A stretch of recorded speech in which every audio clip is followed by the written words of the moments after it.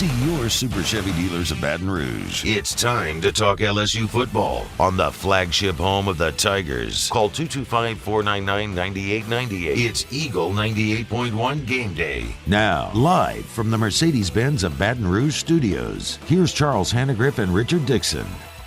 An offensive explosion, a defensive meltdown, and a bitter defeat for the LSU Tigers as Ole Miss takes it tonight in Oxford by a score of 55-49. Good evening, everybody, and welcome to Eagle 98.1 Game Day.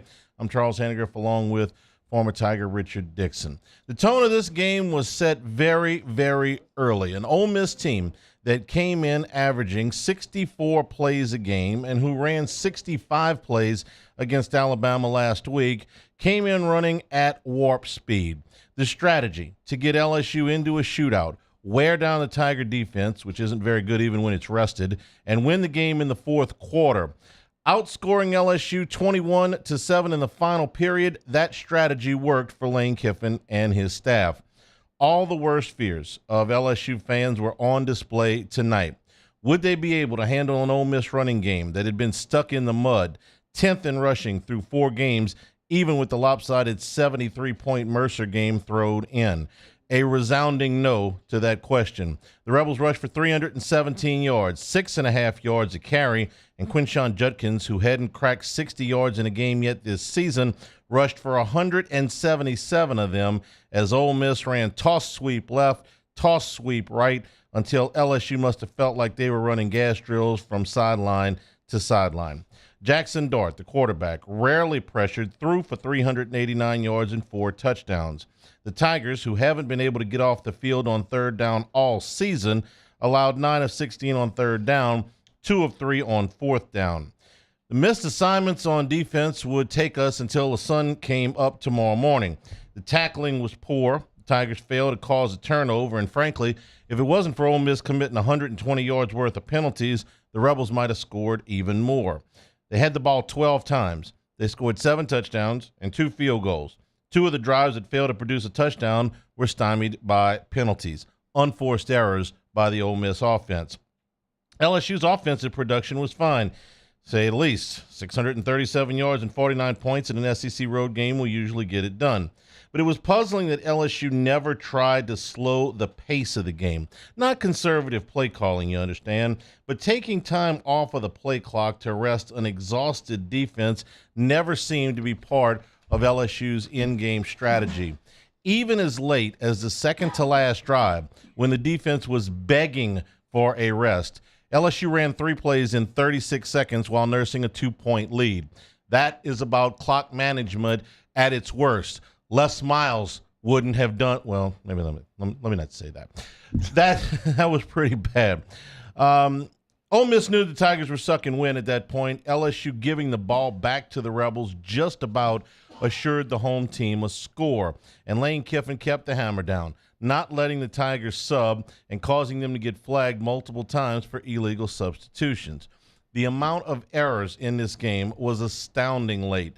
From LSU botching a squib kick to Ole Miss scoring with 39 seconds to give the Tigers hope, it was a war of attrition, to say the least.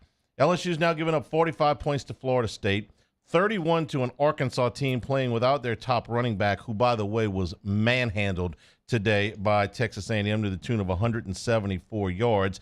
And then today, this 55-point, 711-yard embarrassment. And that's what it is, an embarrassment. That word gets overused quite a bit in sports. 28-14 games where you blow one defense are not embarrassments. Losing a game on the last play or when the other team is just better than you is not an embarrassment. To give up this amount of yards, and we'll climb into the record books. I haven't had time to do it. It's bad, okay? The only thing is this the worst ever? Give me a little bit of time for it to sink in. I was here for Bo Pelini 3 years ago. I was here for Lou Tepper in the late 90s, and I've seen my fair share of bad defenses over the years.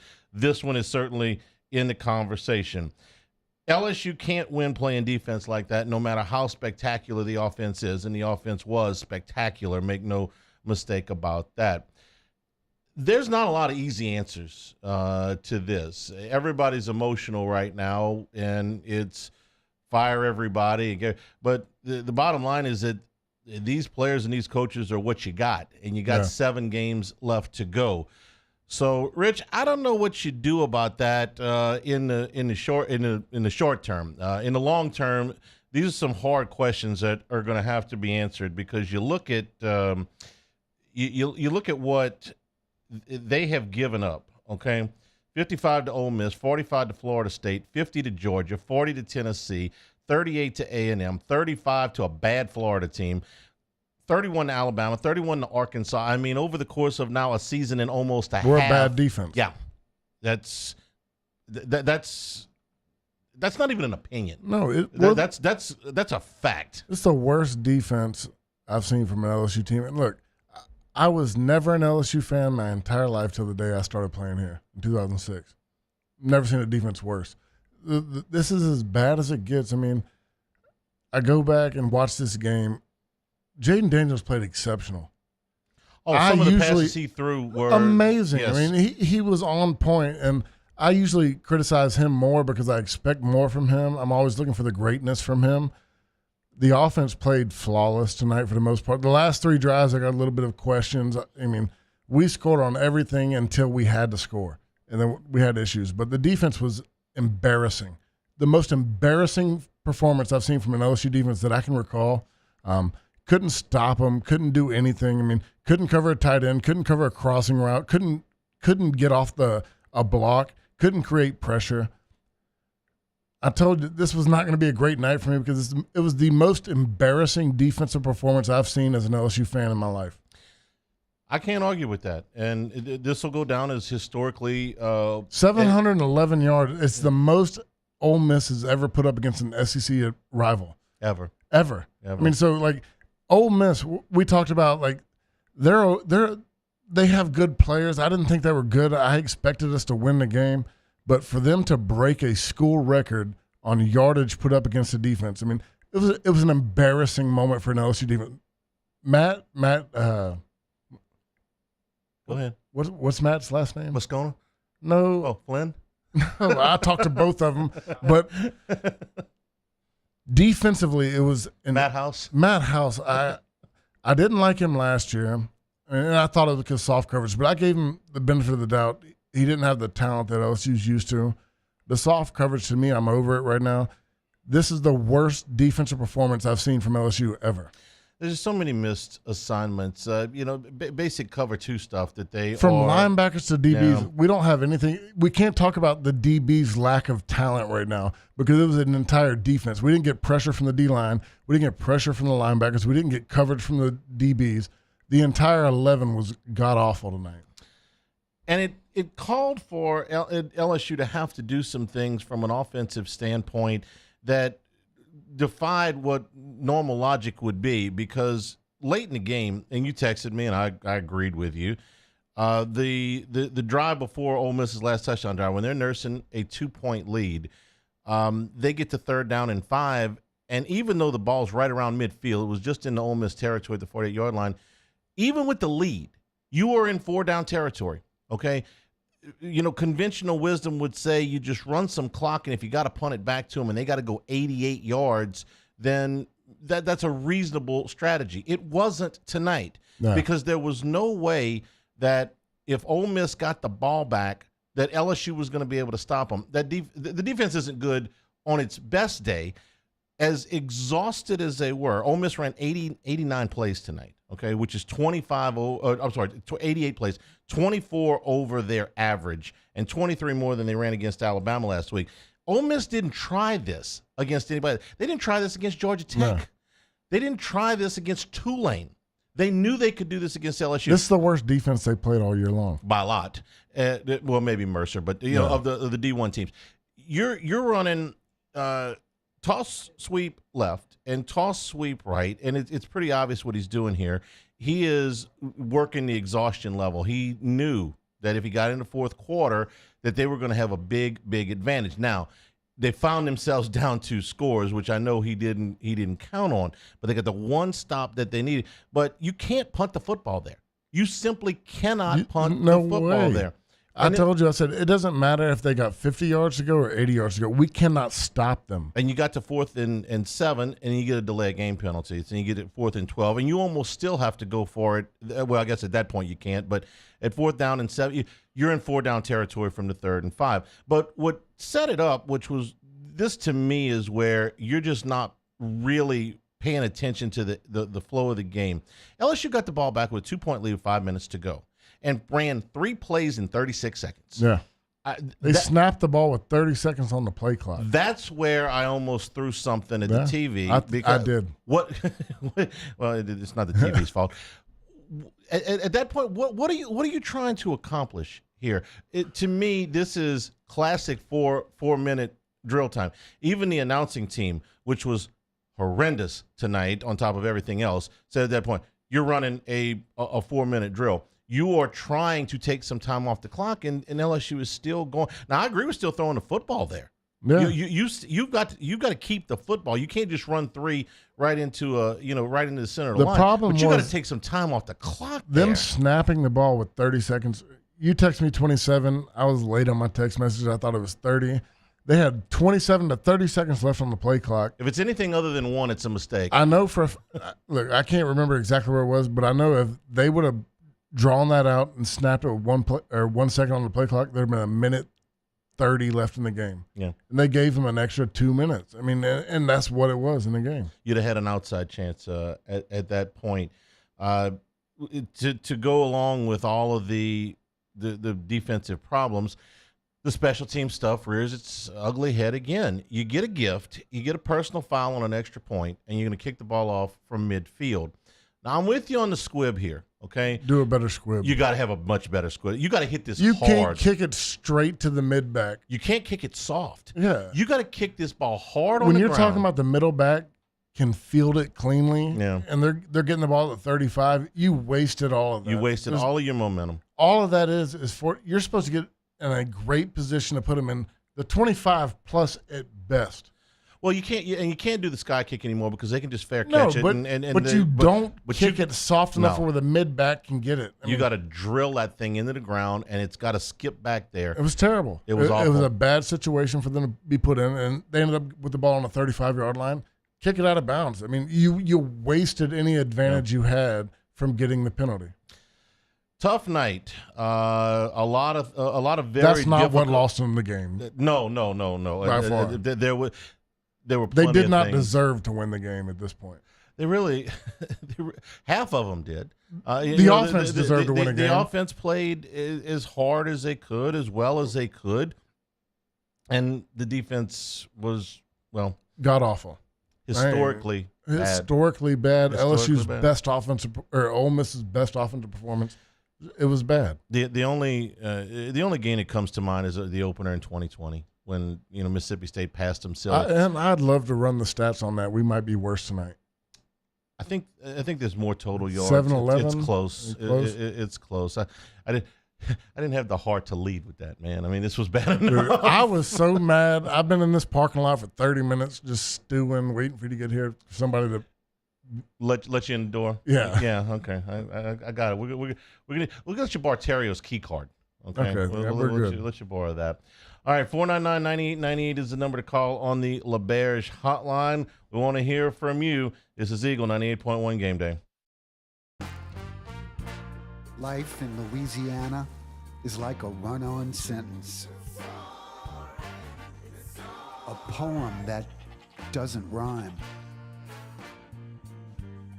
Life is here, now.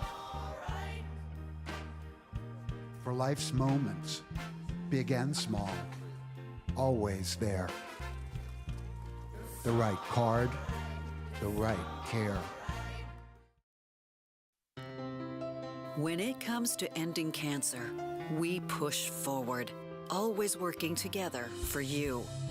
That's why our cancer experts at Ochsner have clinically integrated with MD Anderson Cancer Center. This means advanced cancer care, including access to life-saving clinical trials and integrating care to treat the whole you.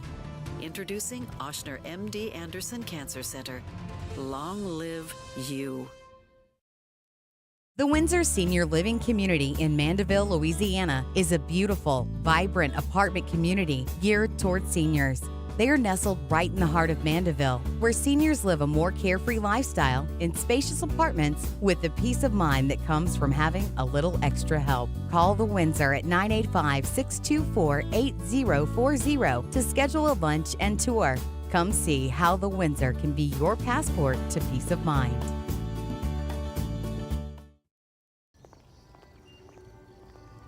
Would a couple that just came from a couples massage have any use for the massage seats of the Infiniti QX60? Yes, it appears they would. With driver and passenger massage seats, mute all your notifications and feel infinitely you.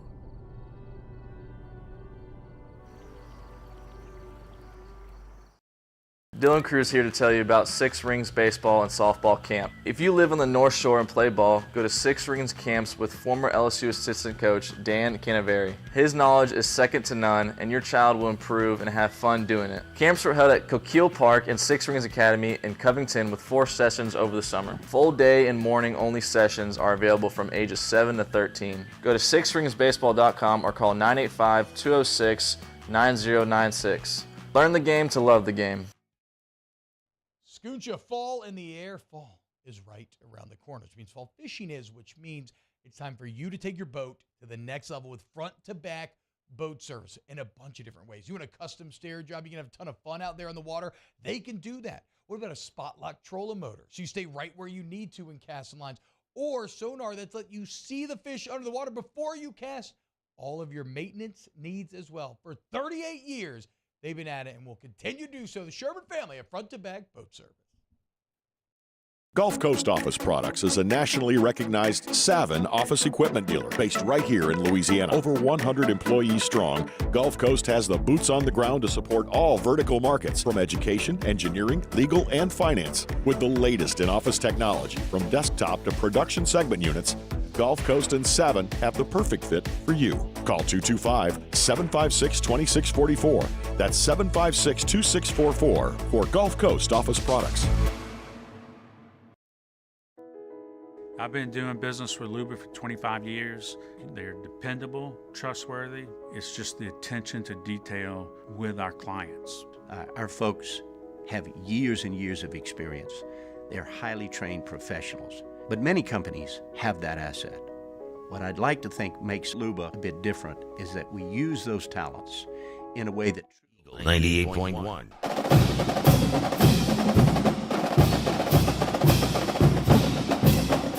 Eagle 98.1 Game Day continues here.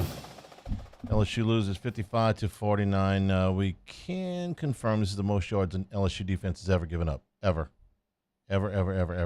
Terrible. The 7-11, and these are unofficial numbers, but that doesn't matter at this point. It was 632 against Mississippi State in 2020, the season opener, that season. So, you know, this is the most embarrassed I've been as a fan of LSU and having a defensive team. I understand. This is a very, very difficult set of circumstances to swallow. Let's go to the phone lines. Jewel is in New Mexico. Jewel, welcome in the show. Hey, how you guys doing? All right. Hey, I know you guys touched on it already, but when LSU got the ball back in the fourth quarter with 5 minutes to go, can somebody explain why we basically just handed it to Ole Miss to beat us? Secondly, how does somebody still pay RG3 to call college football games? And the last thing is, I am personal friends with Al Bundy and Bobby Boucher. If Brian Kelly wants their numbers, let's go, Brandon. All right. The last drive was really difficult for me to get my head around. At that point, the LSU defense was so gassed that you knew that if you gave the ball back to Ole Miss and you didn't have a 2-score lead. Now, if this was one of the things that RG3 said that, you know, made me want to mute my TV, but he's like, I didn't listen to him much. Be thankful. Was that on the first play of the drive to Mason Taylor, that, he went right up close to midfield. I think he picked up 22 yards on a play. And he says, well, if he wants to score there, that's okay. No kidding. All right. But from that point forward, they ran again 3 plays in 36 seconds. With a 2-point lead, an exhausted defense, and good field position, they ran 3 plays in 36 seconds. Oh, it was terrible. That's the first thing I talked to you. I said, when they lined up on their very first play, they snapped it with 30 seconds left on the play clock. I like to give coaches and players the benefit of the doubt on things if I can at least understand what they're trying to do. If you punt the football with it's 4th and 7 from midfield with 2:44 to go, all right, and that ends up going down to the 12-yard line after the penalty, and you say, well, we ought to be able to stop them. All right. I disagree with it completely, but at least I understand where you're coming from. At least I understand that you want to have faith in your defense. Wrong as you are, at least I understand. At least I understand that strategy. There is no explanation at all for running 3 plays in 36 seconds with that lead and that field position in that situation. None. And I 100% agree with you. But after everything that happened tonight, I cannot come up with an argument to blame the offense. The offense played lights out. And I get you 100%. Yeah. We lost this game because we had a terrible defense. Yes. A god-awful defense. The worst defense I've ever seen out of LSU in the 20 years I've been a fan of LSU. We made bad calls on that. I text you. I said, why are we snapping the ball with 30 seconds left? No idea. Should have never done it. But if we're going to talk about the bad things the offense did, that's one of them. Okay. But they got zero support from the defense tonight. No, they didn't. And Ole Miss came out with a fantastic game plan. They came out and did something that they've done in the past, but not this year. I'm not giving them that much credit. We were god-awful. Yeah. They had to gain the yards, Richard. I mean, they I understand. did, but what they did was they ran plays where we looked clueless. The linebackers didn't cover. The D-line did not get pressure. The DBs didn't cover. I mean, we can say all the things that Ole Miss did good. We were bad. That's all it was. I mean, I can go back and I'm saying this right now because I haven't rewatched the game, and I'm going to rewatch it probably 4 times to my misery tomorrow. Make sure your wife and kids are out of the house, man. They don't get back in town till about 1 o'clock tomorrow, so I got all morning to good. be mad. Yeah. No, I've been by myself. This was supposed to be a good weekend. My wife and kids are in Mississippi with their parents, and I'm miserable. But, I mean, we can talk about all that stuff, but the defense was just terrible. They were god-awful. I mean, we could not stop anything. I think they scored for everything but other than 2 drives. We stopped them on 2 drives the entire night. I think they were 10 of 12 or 9 of 11 or whatever it was. 9 of 12. 9 of 12? Okay, 3 drives. 9 of 12. But that's bad. That's as bad as it gets, man. I mean, I've never seen this because, I grew up in an age, and I know there's a lot more LSU fans that have been in it a lot longer than I have. I didn't care about LSU till 2006 when I played, but this was as bad as it gets for me. How old are you?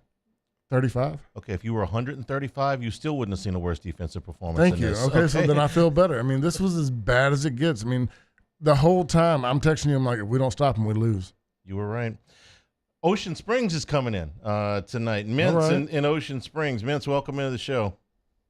Hey, fellas. Hey, look, Rich, I'm over here in your neck of the woods, and I've seen more disciplined football and better tackling at Greyhound Stadium than this stuff I've seen tonight. Look, man, we should have seen this coming. I mean, we got a cornerback that goes to Alabama and plays. We got a cornerback that goes to Arkansas plays. What do? Hey, Southeastern. Hey, Nichols. Hey, that guy played at Marshall. Hey, did you play at Syracuse? And we put that garbage on the field. Guys that can't play at LSU, we go get guys that think they can play at LSU, and then we go to West Virginia and we get a defensive line. God bless him, the kid played well. Jordan Jefferson deserves more snaps, but we're going to get guys at West Virginia and Arizona. This is LSU, man. Like, you don't go get guys from other schools to come play with you. You should be recruiting studs at every position. You got a safety at Ponchatoula that goes to Texas. You got another safety stud that is at Acadiana goes to A&M. We got you're not getting dudes in your state. You're currently and I get recruiting rankings. They can change. You're currently 10th in the nation in recruiting, which is 7th in the SEC. That ain't gonna cut it, dude. we got to stop going to Syracuse and Southeastern Nichols, and we got to start recruiting and stop letting guys out of the state go play for everybody else. I agree. I appreciate it. Recruiting's a whole different thing, and there are some legitimate concerns there. Now, you're going to have to use the transfer portal, and good players can come from anywhere. Jarek Bernard-Converse came from Oklahoma State last year, which plays in the Big 12, and historically the Big 12 has not played good defense. That kid was a really good player. When did it go bad? What's that? When did it go bad? When Corey Raymond left. They should have never let Corey Raymond leave this building. It's the worst defensive backfield we've ever had. We can't cover. And, look, I don't like talking bad about the kids, but we're not playing good. Denver Harris has great athletic ability. He does not play technically sound.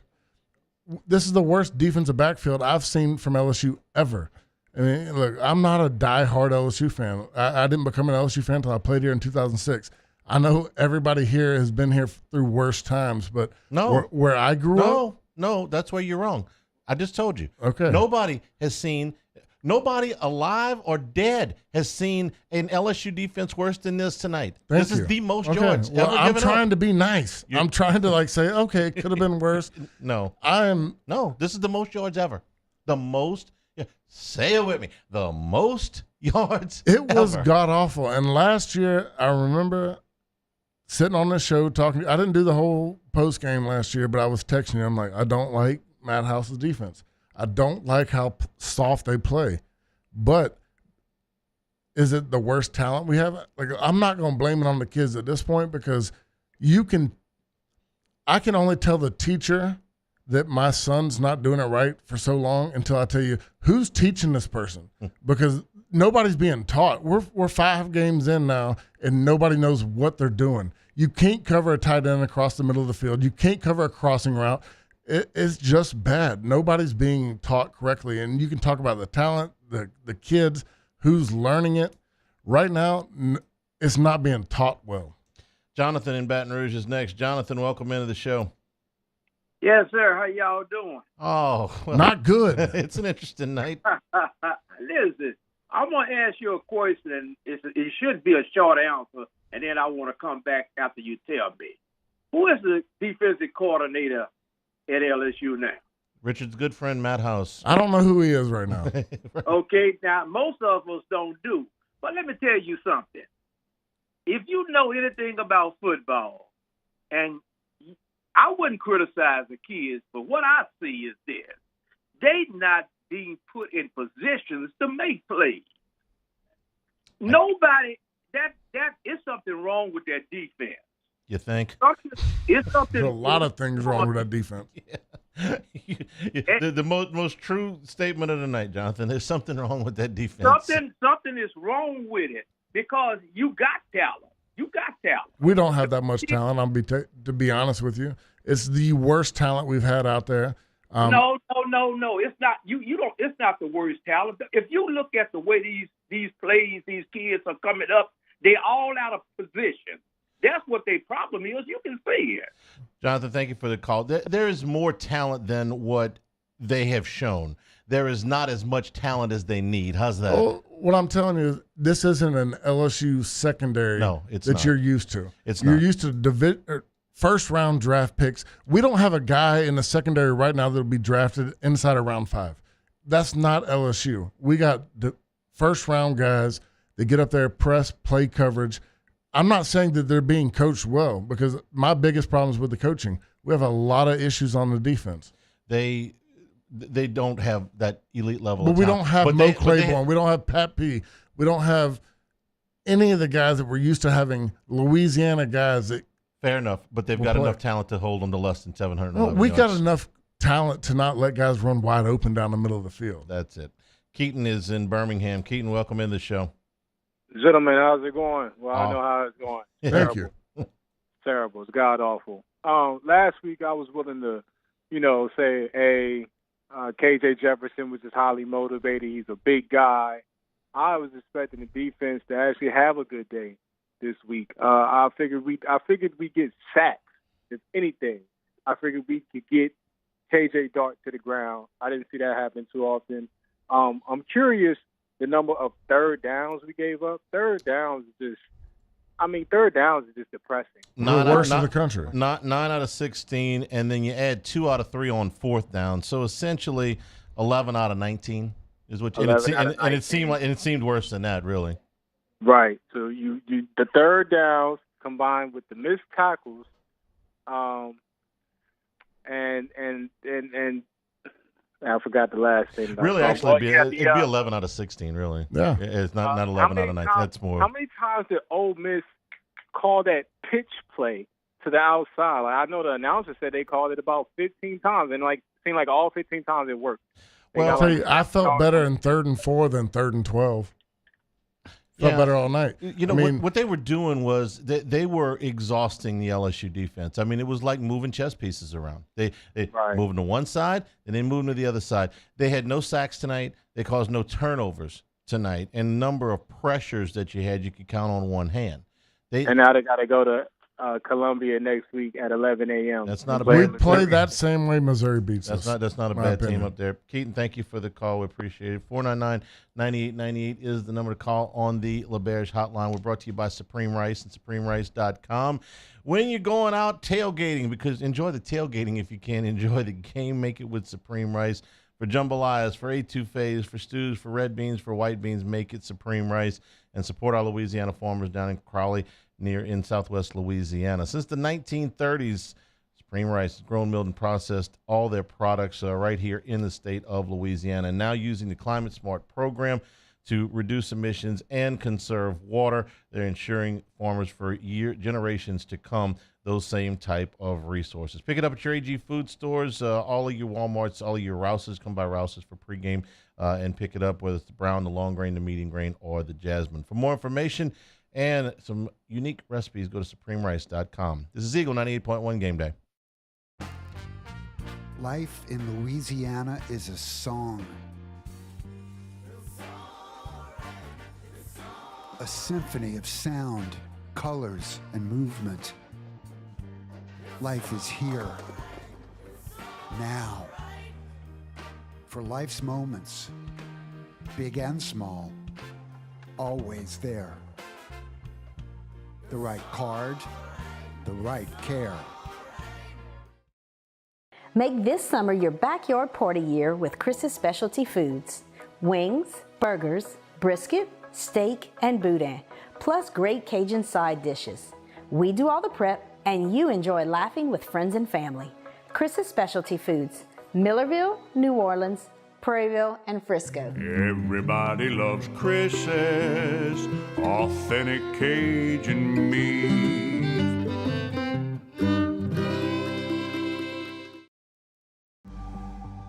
The interior of an Infiniti is thoughtfully designed to be all about you.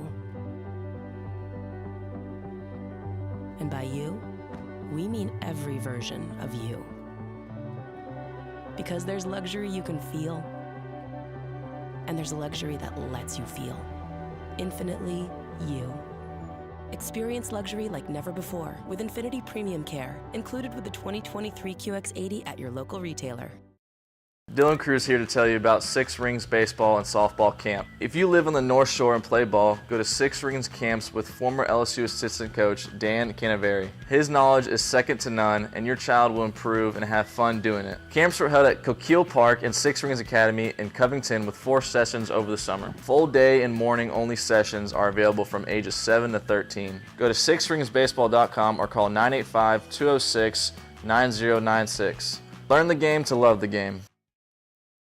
Scooncha, fall in the air. Fall is right around the corner, which means fall fishing is, which means it's time for you to take your boat to the next level with front-to-back boat service in a bunch of different ways. You want a custom stair job, you can have a ton of fun out there on the water. They can do that. What about a spot lock trolling motor? So you stay right where you need to in casting lines. Or sonar that's let you see the fish under the water before you cast. All of your maintenance needs as well. For 38 years, they've been at it and will continue to do so. The Sherman family of front-to-back boat service. Gulf Coast Office Products is a nationally recognized Savin office equipment dealer based right here in Louisiana. Over 100 employees strong, Gulf Coast has the boots on the ground to support all vertical markets, from education, engineering, legal, and finance. With the latest in office technology, from desktop to production segment units, Gulf Coast and Savin have the perfect fit for you. Call 225-756-2644. That's 756-2644 for Gulf Coast office products. I've been doing business with Luba for 25 years. They're dependable, trustworthy. It's just the attention to detail with our clients. Our folks have years and years of experience. They're highly trained professionals, but many companies have that asset. What I'd like to think makes Luba a bit different is that we use those talents in a way that truly is dedicated to serving the needs of the folks who depend on us. Gulf Coast Bank and Trust is giving our customers the power to bank anywhere, anytime during this challenging event. And we're right there with you. Our mobile banking app is a smart way to manage your money and time. Gulf Coast Bank and Trust, the bank that cares about you. Follow us on Twitter at 1045ESPN to cast your vote in the Citizens Bank and Trust poll of the day. Vote daily inside Off the Bench, live at 98.1.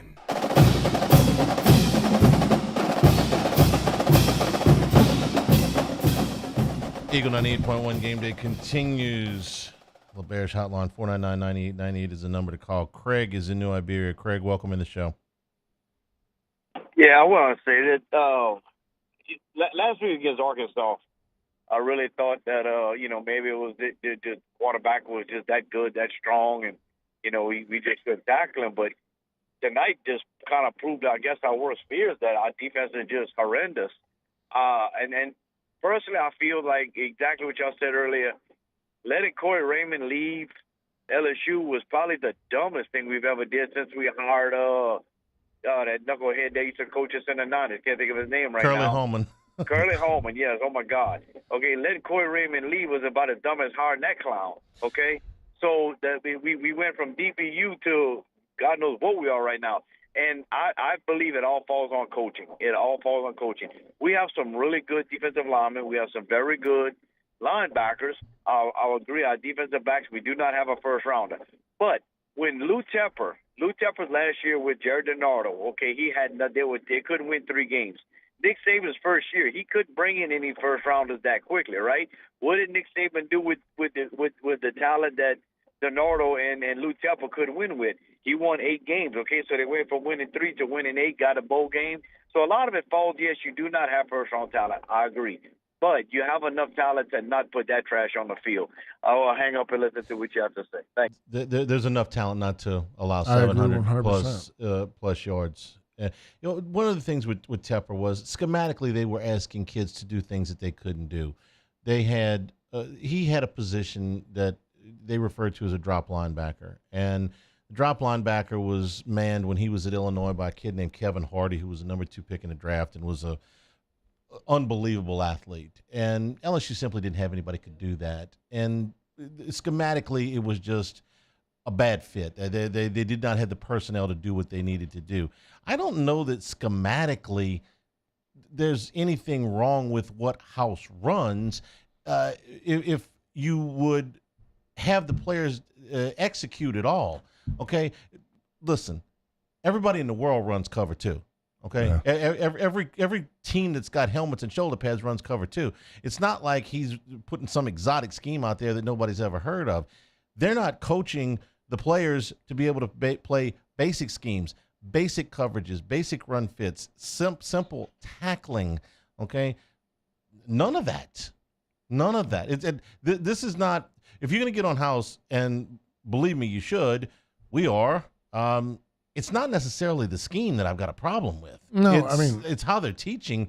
Whatever they're trying to teach is they're not getting it across. Whatever they're teaching, they're not learning. They're not grasping. I mean, I wasn't happy last year. I thought they played a very soft coverage. We've played soft coverage all year, but we're to a point to where the guys aren't grasping the concept you want to run. Yeah. These guys are not learning. They're not understanding. To have the amount of times where I feel more comfortable in 3rd and 3 than I do in 3rd and 12. And that's a terrible place to be in, because I feel like they convert 3rd and long more than they convert 3rd and short, because guys cannot cover. The guys are wide open all day long. It's frustrating. It's the most frustrating point I've been in the year. I mean, it was just bad tonight. I mean, guys, We can't cover a tight end to save our life. The tight end's wide open all the time. And I know that's probably linebacker safety related, but I mean, it's a bad defense, and it's as bad as I've seen it in a long time. And when I say it's not the scheme, I don't mean that they are playing these things properly. I just mean they're not. I'll playing say I don't like the scheme either because I don't like them playing soft coverage. I don't like them playing that. soft. But what my bigger problem is that basic concepts or that everybody runs. They're not executing. I can handle a great catch in coverage. I can't handle a guy catching the ball with nobody within 10 yards of him. No question. 499-9898 is the number. LaBerge Hotline. James is in Vinton. James, welcome into the show. Hey, how you guys doing tonight? All right. So, yeah, defense played atrocious. But something that's bothering me is that all this is being thrown out there, and it has been for a while, and it's been a controversy. I'm not trying to ruffle any feathers. I'm not calling for anybody to go out of the game or anybody to come in the game. That's not what I'm saying. But when you're throwing around stuff like our quarterback is being robbed of a Heisman, he should have a Heisman, our defense is taking it away from him. He's the second-best quarterback of all time, okay? That scenario at the end of the game where we had the chance to win the game, that pretty much could have been just like an overtime. They scored a field goal, all we need is a touchdown, we win. Go back and watch that and watch those two throws he threw that should have been, both of them should have been intercepted. Terrible throws. I'm sorry. I mean, I know our defense is terrible, but that's not a Heisman-winning quarterback. Well, wait. Let me stop you right there. Who's saying that Daniels is being robbed of a Heisman because of the defense? I hadn't heard that one. Okay, and maybe this is because you don't have your ear to the ground, but all your colleagues on this radio station, every show is promoting him, and they're talking about this is the second-best quarterback LSU has ever had in history, and they're blowing him up. And I'm not calling for the kid to be benched. I'm just saying. Well, I would hope not. Statistically, he might be as good as we've seen from LSU. Okay, and if that's your opinion, that's great. But what I'm saying is call a spade a spade. If you're going to talk about all the stats, because to me, okay, let's say you put up 500 yards every game and you throw 8 touchdowns, but you miss 5 throws every game. If those 5 throws are clutch, critical throws that could have won you the game, big-time players make big-time plays in big-time moments. But I'm going to tell you, if the offense scores 8 touchdowns in a game, I'm going to blame the defense for losing every time. I understand. But go to the last play of the game. All you need is a touchdown to win. And it wasn't like it wasn't his fault. It wasn't like he threw it and the receiver just caught it and got – he threw 2 horrible throws. Oh, terrible. I'll say lucky. That. Look at the last play of the game. Look at the last play of the game, and I'm not going to take anything out of Chris Hilton. He just heaved it up. He just heaved it up that game. You can't call that one on him because that ball hit Chris Hilton in the hands. Stop. I can argue with that one all day long. Hang up the phone, okay? There's only so much foolishness I can put up with in one night. Listen. With 36 seconds to go and you're asking the kid to go the length of the field and they actually come up with 2 throws to the end zone. The last play of the game hits Crits in the hands. This has got everybody back there. Yeah. This is about, and it does hit Hilton in the hands. It wasn't an easy catch. It's not an easy It's not an easy throw. None of that stuff is ordinary. Daniels is fine. Daniels made great throws We tonight. have the best offense in the SEC by far, bar none. Yeah. We are as elite as you can be as an offense.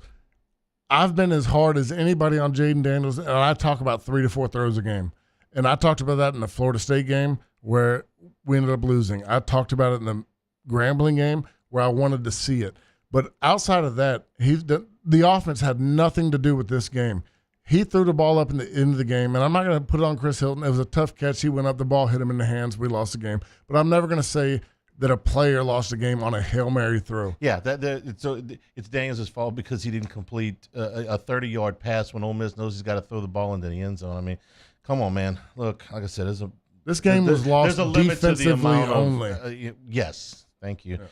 499-9898. Jack is in Baton Rouge. Jack, welcome into the show.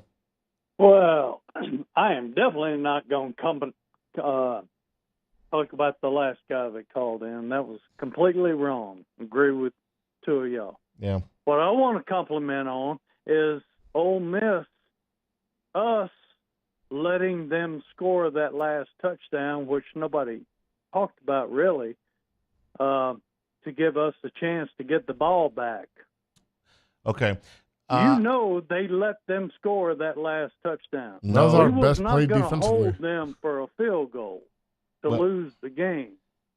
Okay. Here's my, I can't prove this, all right, but this is my belief. Okay, I don't think LSU let Ole Miss score on that play. I think they were trying. Yeah, they should have. I think they were trying to stop them, and as usual, couldn't. The reason I believe this is if they were trying to let them score, they should have done it the play before that. Yeah, because Lane Kiffin is on the sideline beside himself. Did you see the look on his face? He was mad. He was, and he should have been because they're on a knee almost. Yeah, and they run out and they kick the chip shot field goal and they win. And LSU never gets the most excited I was in the fourth quarter is when they scored that play, because I was like, that's the only hope we have to get back into it. Jack, I wish they were smart enough to have let them score. I think they were trying to stop them and just couldn't. Because I had watched 60 minutes of that tonight. If they were so smart to just let them score, they would have done it before the play. It looked just like the rest of the game to me. Yes, it did. So, Jack, I'd love to give them credit for that, but I can't even give them credit for that one. No. Sorry. Take a break. 499-9898 is the number to call. Legal 98.1 Game Day. The importance of doing this fortified program and offering it to people down here is, number one, the only real chance you're going to get to do this is when you put on a new roof or build new. And through companies like HUDCO, who's kind of leading the way in this thing, it's going to offer the customers a huge advantage in the insurance market and the price of their insurance. You know, we're not looking to make a fortune off fortifying. We're trying to give you a better product than our competitor at the moment. I'm trying to do something that he can. I'm trying to give you something better. So a lot of these insurance shops, you're getting a re-roof, you're only paying your deductible. Let's sit down and talk about the fortified and let's see what it does to your insurance premium. You're getting a steal. Yeah. You're getting a brand new roof and a fortified certificate for your deductible, essentially. And I think we're rocking and rolling.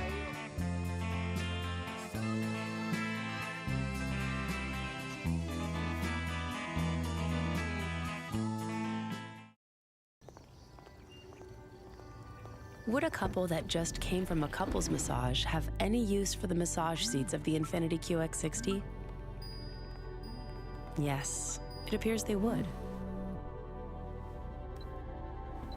With driver and passenger massage seats, mute all your notifications and feel infinitely you.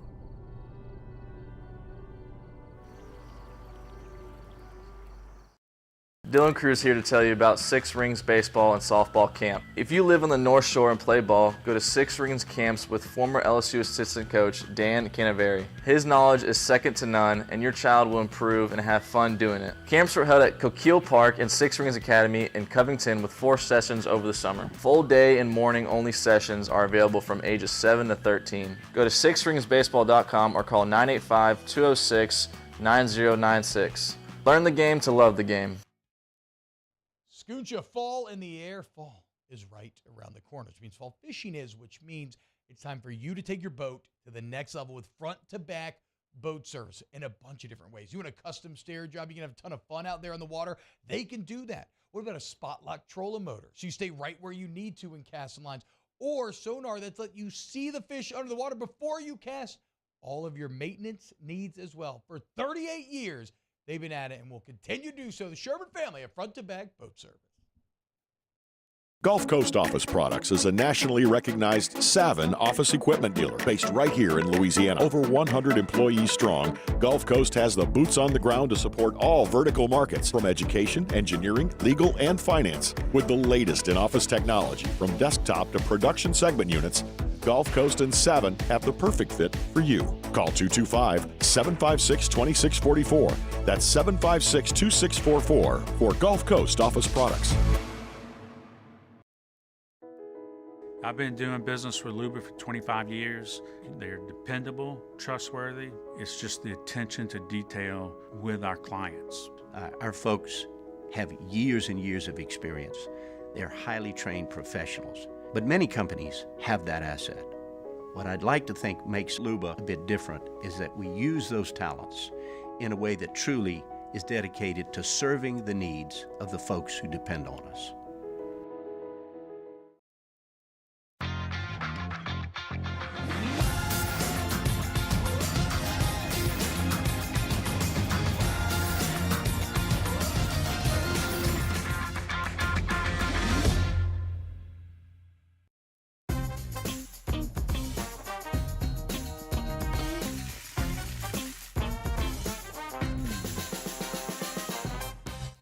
98.1. Ole Miss beats LSU tonight 55-49. 499-9898 is the number to call. LeBear's hotline. Benson is in Thibodaux. Benson, welcome to the show. Hey guys, I'm gonna quickly say, and this is gonna sound crazy, but I'm gonna say a few positive things about the secondary in a 700-yard game. This I can't wait to hear. I would love to hear this. I want to see what you come up with here. One-on-one coverage on the outside. A lot of the times, I thought they were in pretty good positions, and you're talking about guys that held Will Rogers to 11 completed passes for 100 yards. And that guy threw for 500 yards the following week. Now, what really concerns me is tonight Lane Kiffin beat you with scheme, because we know we have the athletes that can make plays, as we did. You got Keon Coleman in the first game, and you shut Will Rogers down. You have athletes that can make plays. Lane Kiffin tonight just played Madden out there, and that means our coaching wasn't good enough. And I'm upset about tonight, but that's what concerns me going forward. I agree. Benson, I want to give you credit for one thing. You're an extremely optimistic person. And that's a hard thing to do tonight. I mean, defensively, our coaching wasn't there tonight, and we didn't make it. We didn't make adjustments in the second half. This is bad of a defense that you've seen, and Charlie, you've been doing this a lot longer than me. I mean, I've cared about LSU since 2006. About as bad as a defense I've seen. Yeah, and look, there's been some other defenses that have struggled. We were talking during the break about the year they had co-defensive coordinators. That was a bad idea. Bringing Bo Pelini back in 2020 when the head coach really wasn't wild about that idea was a mistake. Lou Tepper was a mistake. There have been other bad defenses, but nothing quite like this. Going forward, when you have these awful games, you can do one of two things. You can go in there and you can staple everybody to their chair in the film room, and you can just beat everybody over the head with this thing, or you can burn it and move on. Unfortunately, I don't know if either one of those things is going to work. No. That you kind of are what you are after 5 games. I don't know. They've tried different combinations. They've tried some different stuff. He's got to play better, and at this point, I'm not sure if that's possible. Joe is in Alexandria. Joe, welcome to the show. Hey, Charlie, Richard, this is Joe. Hey, Joe. Well, the offense played fantastic. I'd have to give credit to Jaden Daniels. Lots have been said about him over the last couple of years, but he's turned it around, and he's dropping dimes. He throws the ball where the ball needs to be. But what is going on? There are no dogs on the defense. They blew Jaden up and early on, and I expected that defense to come out with a fire under their tail like that, and nothing happened. Nobody made a play. Nobody hit him. They run around like they're lost in every aspect. But at least we can be mean. We ain't even mean. And that's a thing I don't expect from the LSU defense. Lost is one thing, but, at least we can come out there with a little motivation. Didn't seem like they had much. That's thank you, Joe. Appreciate it. That's a nice way of saying it. Well, you know what? I so much has happened. That play that they blew Daniels up, which was a clean hit. Yeah. They just hit him really hard, and he fumbled. You didn't see much of a reaction out of the LSU defense after that. No, I mean, the only problem with that is I want Daniels to get down. I've been telling you that the whole time. No, he's got to get down. But agree. I cannot go through this game and blame anything on the offense. No. The defense was just god-awful. They could not stop anybody. They couldn't get a rush. The D-line, I like Mekhi Wingo. I usually think he's good, but from a defensive front as a whole, they got zero pressure. They couldn't do anything. We couldn't tackle. We couldn't cover. I mean, it was as bad of a defensive performance as you could ask. Hey, you want something optimistic for me tonight? Please. They got under center for quarterback sneak. And you know what? It worked. The push play. I wrote that down in my notes. I said, look, Charlie's going to be so happy. I was. He got on the center. They did a push play. But that's offensively. I'm done talking.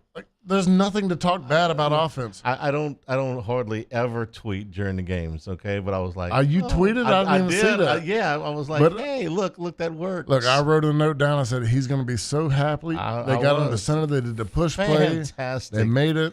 You know what? And that would have been good if we could have held somebody under 711 yards. And it worked. You know, lo and behold, it worked. You know why? Because it almost always works every time. 499-9898 is the number to call. Steve is in Watson. Steve, welcome in the show. Hey, how you guys doing tonight? Hey, good, Steve. Terrible. Because I already know how y'all doing. Yeah. But, hey, Richard Dick Dixon, man, I was in the band the last time you were playing for LSU when we won the Natty against Ohio State, man. So shout out to you. Appreciate it. All of that stuff doesn't mean a thing when the defense gives up 700 yards, and I know I'm preaching to the choir here, but, man, Matt House came from the NFL, right? And you know, those guys, they don't have to teach those guys tackling. I'm going to go out on a limb here and say that they're not working on tackling drills in practice as much as you would want them to or need to, really, because those guys are pros. But, I mean, I got to ask, did any of this stuff get worked on in camp and during the summer and the fall camps? Because, I mean, we're 5 games in, and we're seeing the same old thing out of the defense, not being able to make tackles. I mean, there were some plays where I counted 3, 4, 5, 6 missed tackles on one play, and that was the name of the game all night long. That's one thing I want to say. And then the other thing I want to say, and I'll hang up and listen, is that caller from Vincent earlier talking about Daniels, you know, being held back from winning the Heisman and all that stuff because of the defense. I mean, that kid played an unbelievable game tonight, and his stat line, I think, says it all. I want to say ESPN during the broadcast said something along the lines of he threw 22 passes, and 21 of them were completions on 22 straight passes. I don't even know if Burrow, and I know he's a measuring stick for all of us, but I don't even know if he ever did that at LSU. And I could be wrong, and correct me if I am, but I'll hang up and listen, guys. But great job. I know y'all got to listen to a lot of, you know, down fans tonight, but really good job on the radio calls all year. Thanks. Daniels was phenomenal. Daniels played as good as Burrow did in just about any game. And I'm not calling him Joe Burrow, but he played a great game. He played as good to win any game you could possibly do. This game was on the defense. That throw to Lacey was beautiful. As good a throw as you can make. Brian Thomas, I mean, yeah, the throws Thomas, he made tonight, I mean, he was as good as you could ask for. Tonight, out of all the games I watched on Saturday, he was the best quarterback in college football. Yeah, I want to talk about what he asked about the tackling. Though I was reading about 2 or 3 weeks ago, we lost Buddy Tevens. Buddy Tevens was a longtime coach. He coached at Tulane at one point. He coached on the West Coast, and he coached in the Ivy League. And Buddy Tevens, he used to work the Manning camps and things like that. What Buddy Tevens came up with about 15 years ago were drills and techniques and teaching elements for tackling that did not involve live tackling in practice. He was very involved in the safety aspect of the sport. And the thing was, when he was at Dartmouth, they were some of the best tackling teams in the Ivy League. When he was on the West Coast, they were some of the best tackling teams. In other words, he found a way to improve tackling without the physical aspect of it in practice. Now, some old school people will tell you that you can't ever get better tackling without live tackling. Buddy Tevens proved that you could. And like I said, he passed away a few weeks ago. He was in a bicycle accident earlier in the year, and he passed away. But the amount of people that came up and talked about what Buddy Tevens meant to his sport. I bring it up because we tend to get to this point every year where it's like, hey, listen, they're not tackling well, and how do you get better tackling if you don't tackle in practice, and then you run the risk of injury.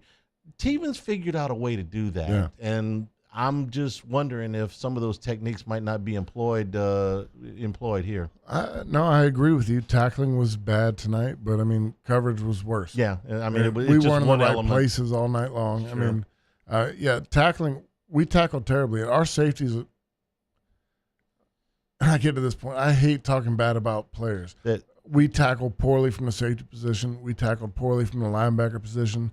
But the safeties have been terrible all year long. Nobody's attacking anybody's character. You're just saying they played bad. They did. They played terrible. It's not debatable. They played bad. Well, when I go to the next point is, you're only as good as you're taught If your math teacher isn't teaching you how to come up with the right equation, how you get to the right answer, and if you got 90% of the class failing a math test, I'm going to say it's got a lot to do with the teacher.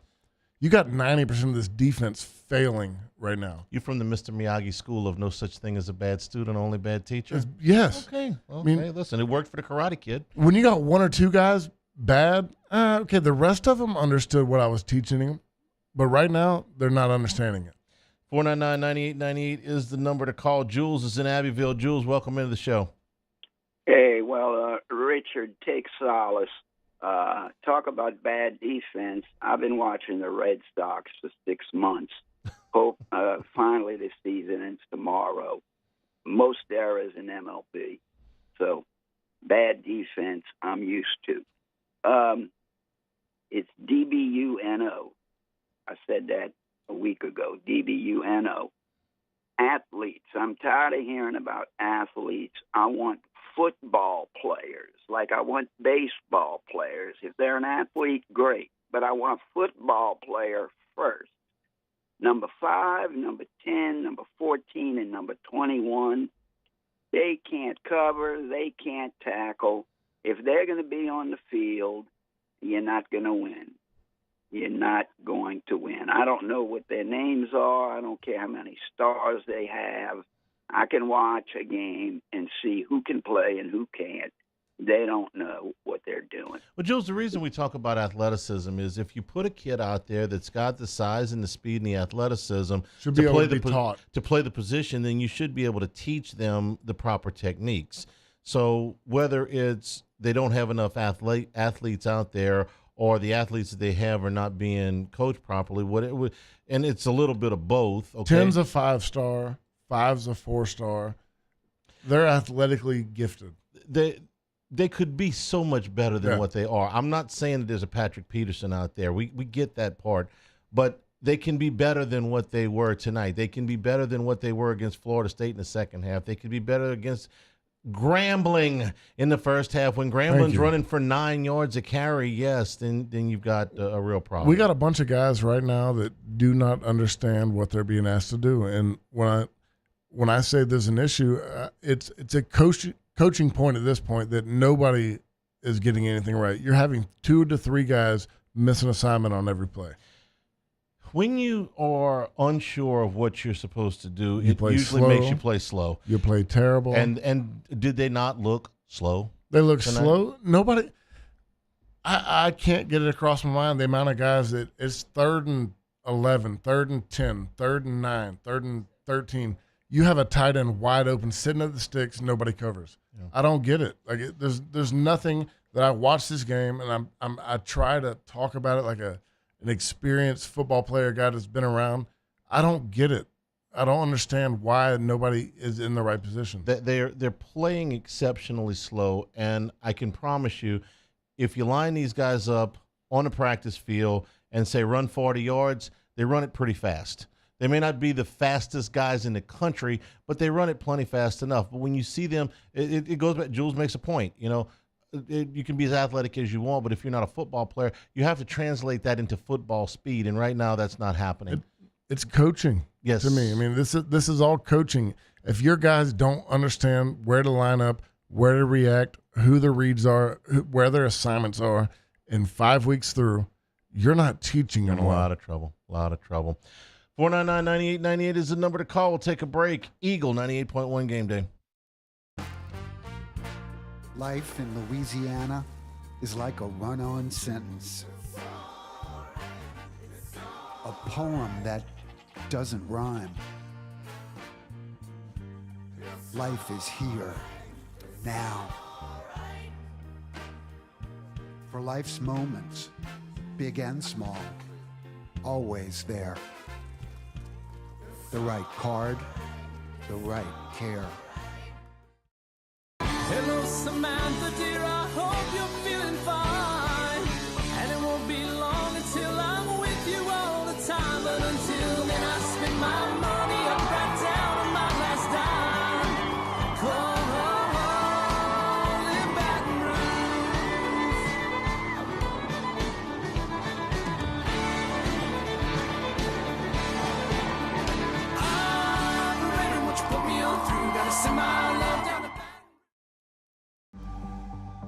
The interior of an Infiniti is thoughtfully designed to be all about you. And by you, we mean every version of you. Because there's luxury you can feel, and there's luxury that lets you feel. Infinitely you. Experience luxury like never before with Infiniti Premium Care, included with the 2023 QX80 at your local retailer.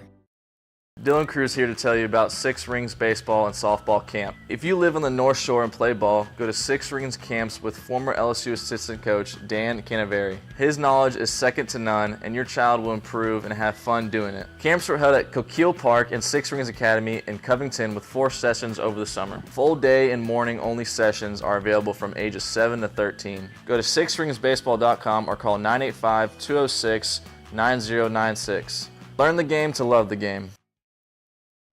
Scooncha, fall in the air. Fall is right around the corner, which means fall fishing is, which means it's time for you to take your boat to the next level with front-to-back boat service in a bunch of different ways. You want a custom stair job, you can have a ton of fun out there on the water, they can do that. What about a spot lock trolling motor? So you stay right where you need to in casting lines, or sonar that's let you see the fish under the water before you cast. All of your maintenance needs as well. For 38 years, they've been at it and will continue to do so. The Sherman family of front-to-back boat service. Gulf Coast Office Products is a nationally recognized Savin office equipment dealer based right here in Louisiana. Over 100 employees strong, Gulf Coast has the boots on the ground to support all vertical markets, from education, engineering, legal, and finance. With the latest in office technology, from desktop to production segment units, Gulf Coast and Savin have the perfect fit for you. Call 225-756-2644. That's 756-2644 for Gulf Coast Office Products. I've been doing business with Luba for 25 years. They're dependable, trustworthy. It's just the attention to detail with our clients. Our folks have years and years of experience. They're highly trained professionals. But many companies have that asset. What I'd like to think makes Luba a bit different is that we use those talents in a way that truly is dedicated to serving the needs of the folks who depend on us.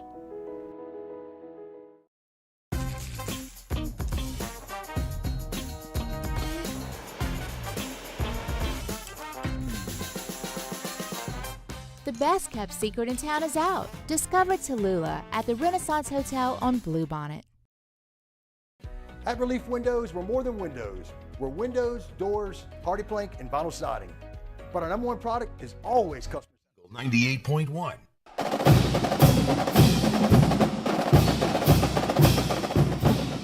Eagle 98.1 game day. Rough night. Rough night. 55-49 Ole Miss with the win. 499-9898 is the number to call. The Bears hotline. Charlie's in Lafayette. Charlie, welcome into the show.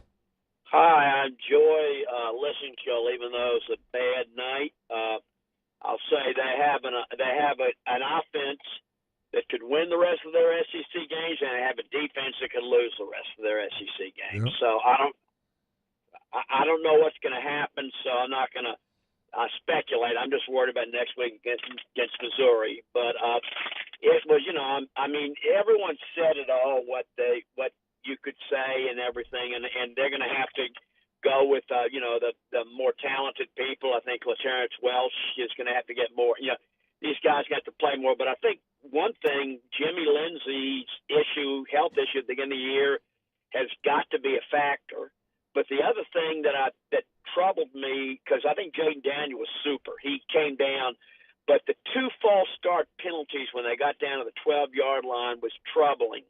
And it altered what they could do at the end of the game. But Michael Cobble also said they kind of slowed down the tempo after it got to 49-47, and Ole Miss couldn't stop them. So, there's a lot of things that went into it, but, you've got to be able to do better than give up 700 yards. So I think y'all have said it all, So thank you, Charlie.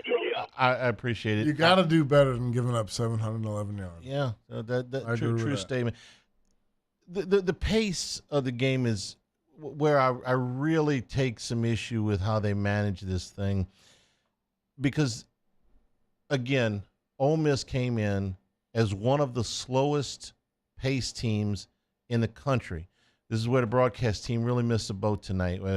Since Lane Kiffin's been here, they're one of the fastest teams in the country. Yeah, the last 3 years they were, but that doesn't matter. I mean, if you want to talk statistics, okay? If I go back to 2019 and include that season, all of LSU statistics get better, okay? Yeah. Talk about this year.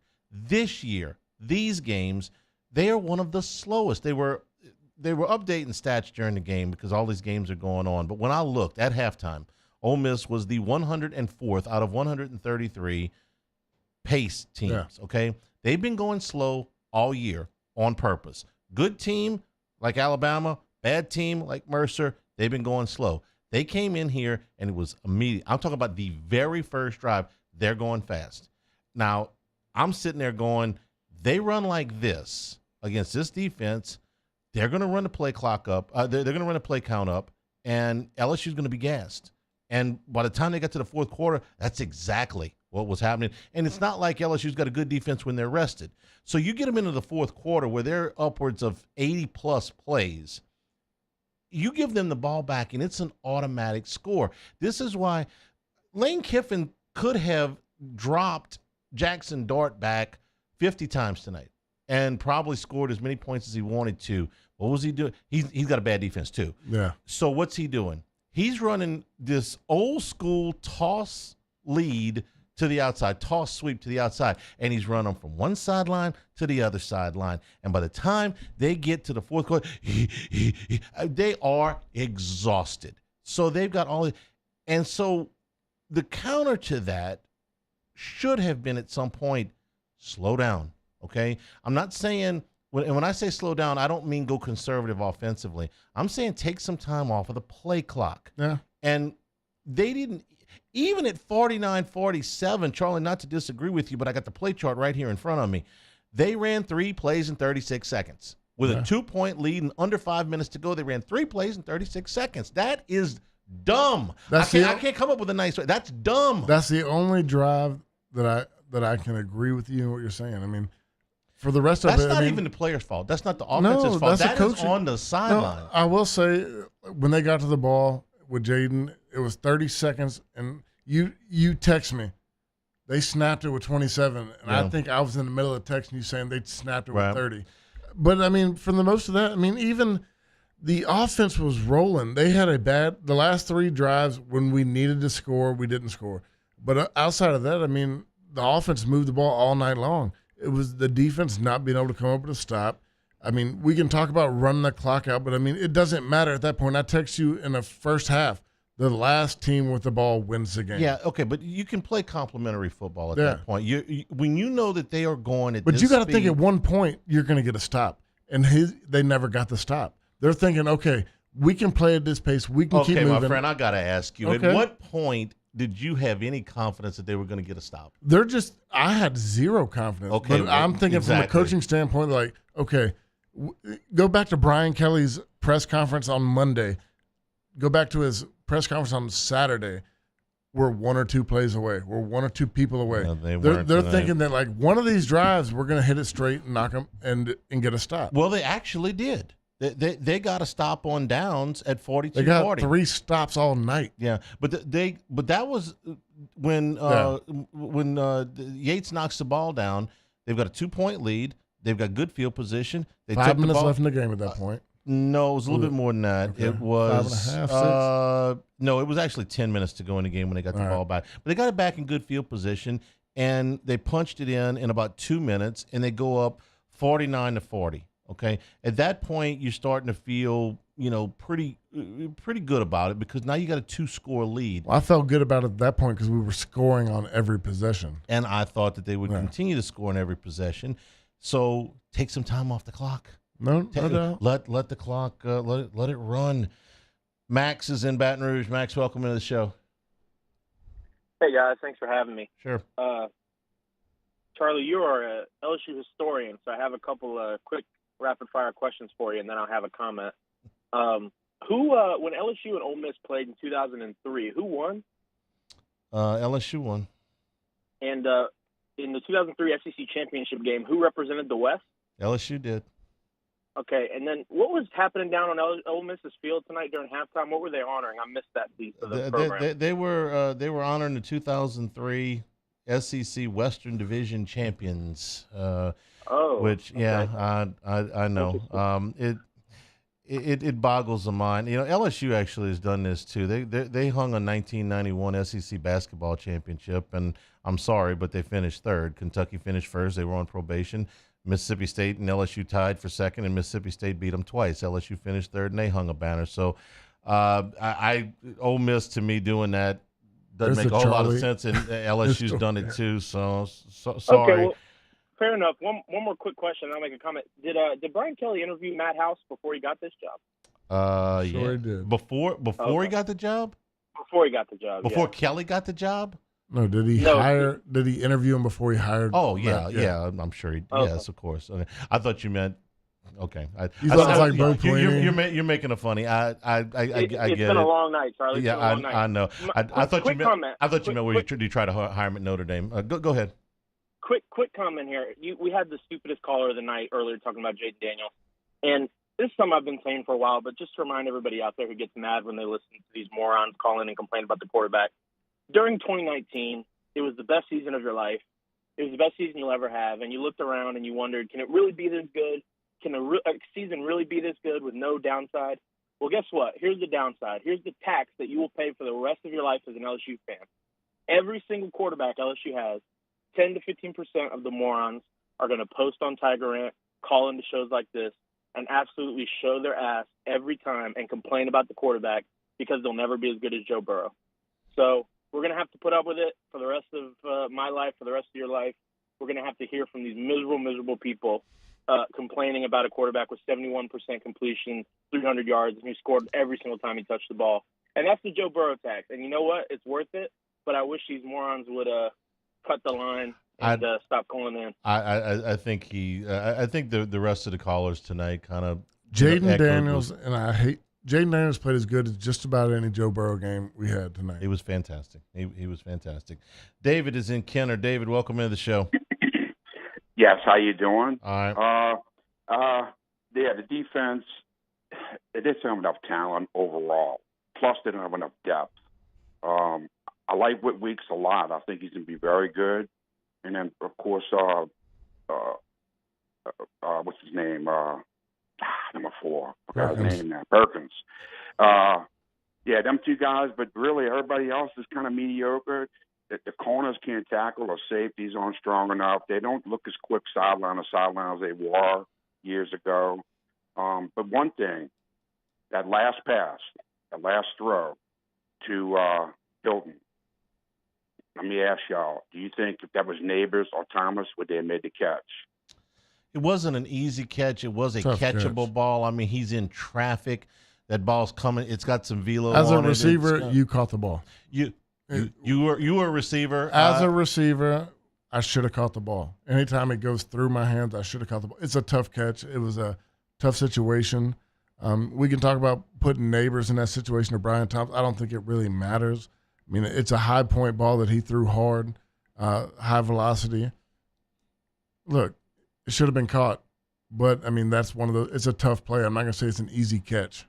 How about the play before that, Rich, where they threw for Logan Diggs on a I didn't like that one. I mean, Logan should have caught the – it's another one, should have caught the ball. Really? Because I thought they got a hand on it before. A receiver would have – I say should have, not would have. I mean, it's a 10% catch. I mean, it's one of those – when you're an athlete, when you consider yourself competitive, that's a ball that you're going to go back and watch in film and say, I should have caught it. Every one of them is going to say they should have caught it, but it was a tough catch. It was I don't like that play going to Diggs. Okay. I mean, Diggs, you don't put that ball into the running back's hands. I mean, anybody else, I want to put that in Brian Thomas. I want to put it in Neighbors. I want to Chris Hilton or whatever.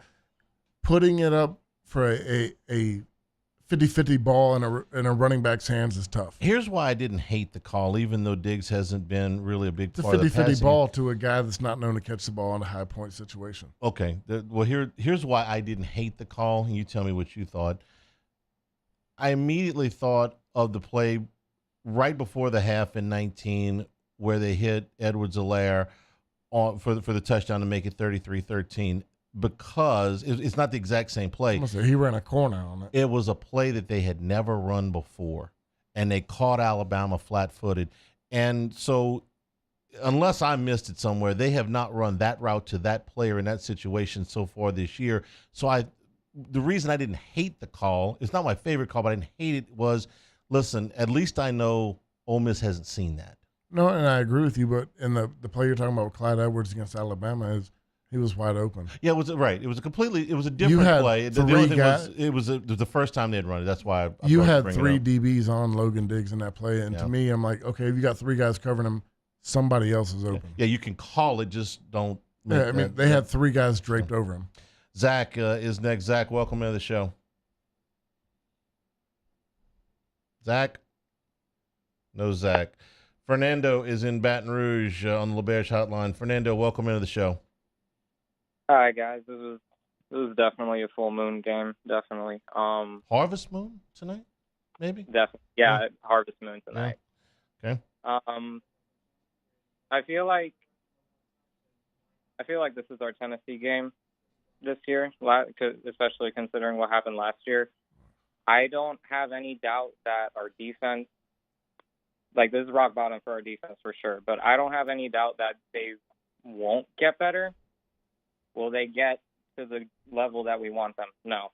But I don't doubt that they will get better, especially since this basically calls for a reevaluation of coaches. Fernando, I don't. I'm not going to say it's our Tennessee game. I don't know. The Tennessee game got away from them a little bit.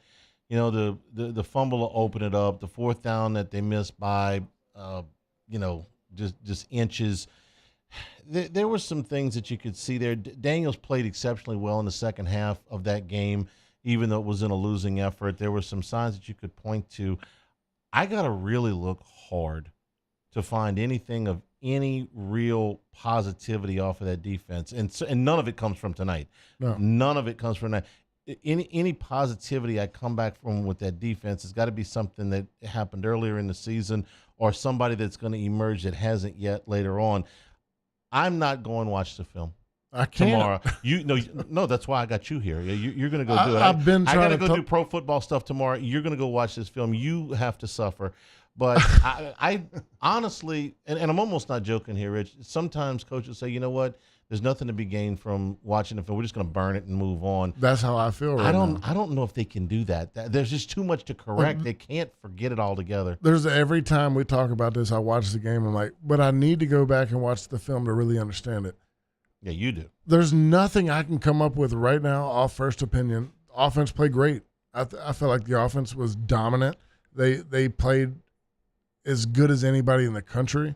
I think the last 3 drives, if I'm going to go back and watch film, I want to watch the last 3 drives because for some reason when we needed to score to put it away, we couldn't score.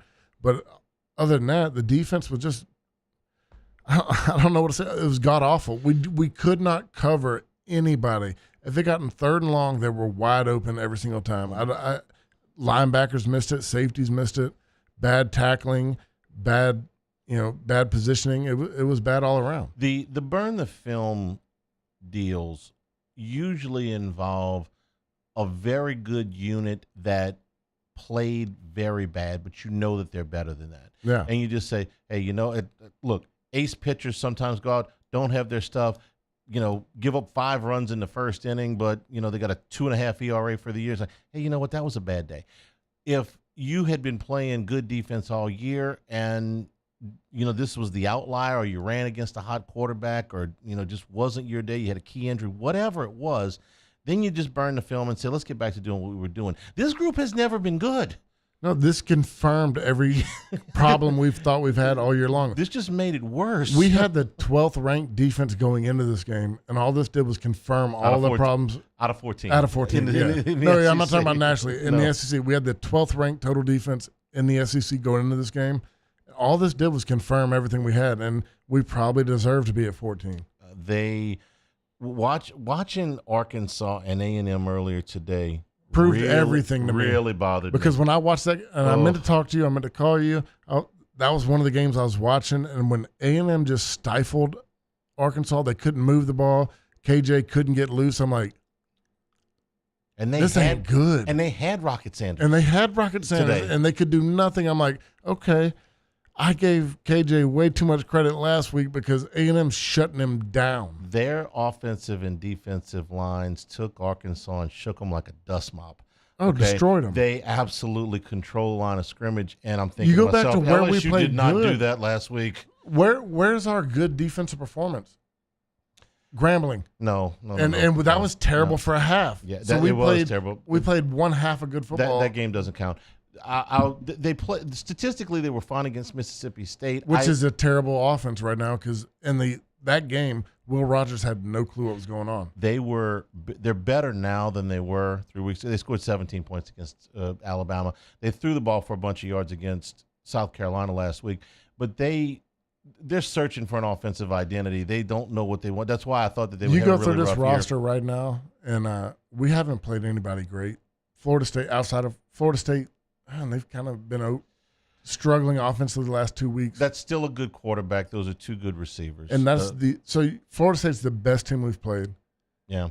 Those Florida State receivers are pros. We gave up over 5 yards to carry against Grambling. Mhm. We gave up 4 yards plus against Mississippi State. We gave over 5 against Arkansas. I think tonight we were 7 plus, maybe 8 yards to carry. We're a bad defense. Whole thing, real bad. Take a break. This is Eagle 98.1 Game Day. Life in Louisiana is a song. A symphony of sound, colors, and movement. Life is here, now. For life's moments, big and small, always there. The right card, the right care. It was a humid day, barefoot children play, looking for that summer shade. Time just slips away. Oh, Louisiana, some kind of hold on me. Like cypress stumps, your roots are planted deep inside of me.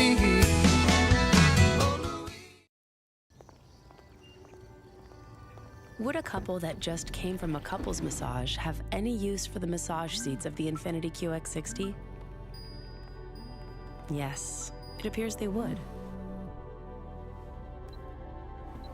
With driver and passenger massage seats, mute all your notifications and feel infinitely you.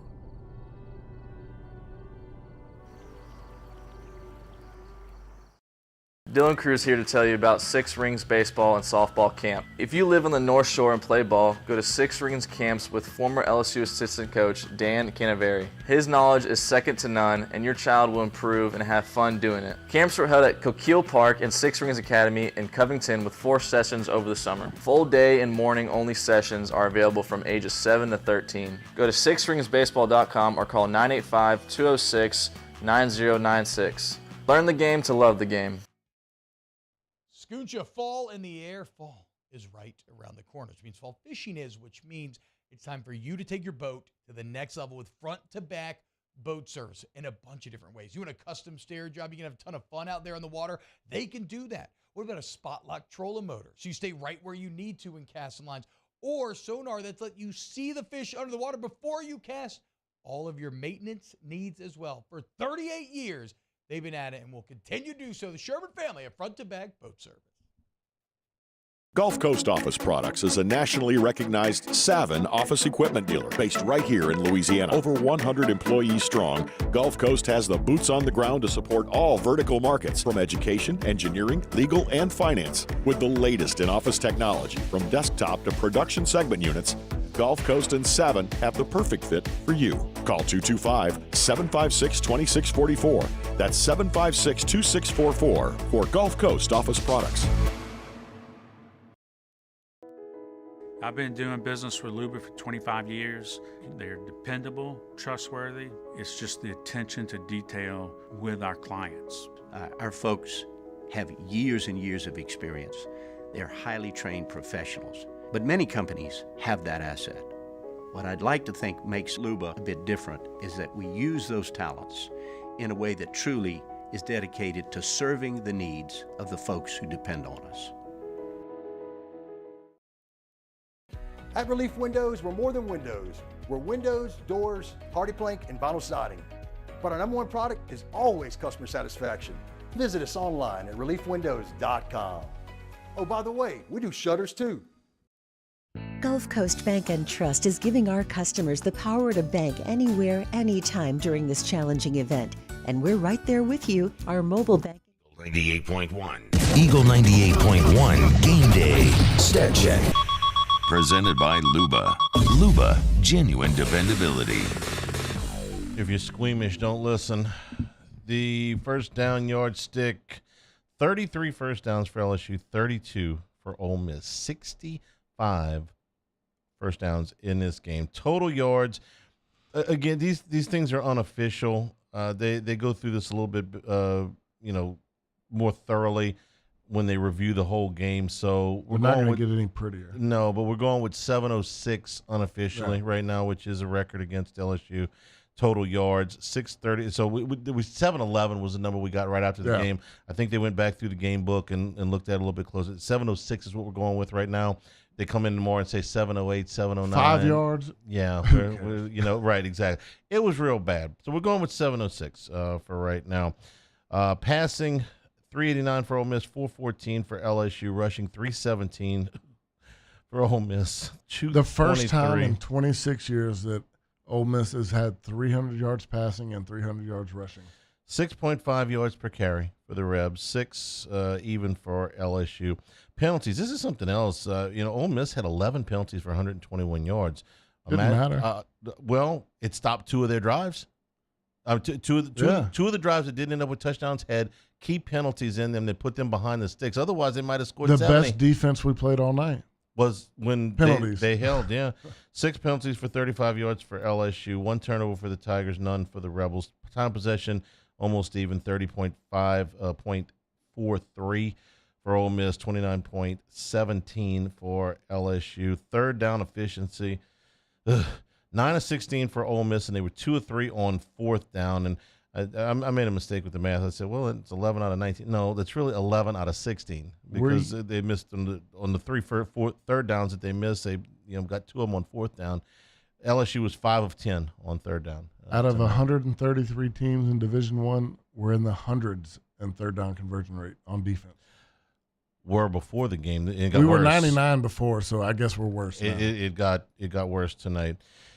Individually, Jaden Daniels, 27 of 36, 414, 4 touchdowns, no picks. Jackson Dart, 26 of 39, 389 yards, 4 touchdowns, no interceptions. Very similar numbers for the 2 quarterbacks throwing the football tonight. Rushing, Logan Diggs, 19 carries, 101 yards, 2 touchdowns. He runs hard, man. He runs with vision. He runs with balance. Jaden Daniels, 15 carries for 99 yards and a touchdown, and John Emery, 3 carries for 23 yards. Quinshawn Judkins, who had not cracked 60 yards in a game all season, including against Mercer, carried 33 times tonight for 177 yards and a touchdown. Ulysses Bentley, 9 carries for 90 yards. That's 10 yards a carry for the backup. Just thought I'd let that. 6.5 overall on 49 carries? 49 carries, and Jackson Dart rushed 7 times for 50 yards and a touchdown. Receiving, Brian Thomas, 8 catches for 124 yards and 3 touchdowns. He was magnificent tonight. Malik Neighbors, 8 for 102. Mason Taylor, 5 catches for 61 yards. Kyron Lacey, 2 catches for 51 yards and a touchdown. Of all the balls that Daniels threw tonight, and there were plenty of dimes, I thought the one to Lacey in the front corner of the end zone was the best one that he threw. Oh, and I love seeing it because Lacey, I mean, let's be honest, the last 2 games been moved out of the offense. He dropped the ball. Yeah, and he was dropping tonight. early on tonight. They gave him opportunities. He made big plays. Trey Harris, 8 catches for 153 yards and a touchdown for Ole Miss. Jordan Watkins, 5 for 103 and a touchdown. Dayton Wade, 7 for 64 and a touchdown. Caden Priescom, 3 for 41. And Ulysses Bentley, 1 for 17. And, a lot of those third down conversions, man, they went to the tight ends. Defensively, John Saunders Jr., 8 tackles for Ole Miss to lead the way. Andre Sam had 14 tackles, 9 solo for LSU to lead the Tigers defensively. Punting. Did they punt tonight? LSU punting. Jay Bramlett 3 for 43 yards. Didn't punt much. Not a lot. Frazier Mason 2 for 41.5 yards. And that is your stat check. Here on Eagle 98.1 Game Day, we'll take a break, come back with our final scoreboard. Eagle 98.1 Game Day. Spencer Callahan is the one to see. Call 387-2323. LA 21-126-81, offices in Baton Rouge. WDGL and HD1 Baton Rouge. Eagle 98.1. Life in Louisiana is like a run-on sentence. A poem that doesn't rhyme. Life is here, now. For life's moments, big and small, always there. The right card, the right care.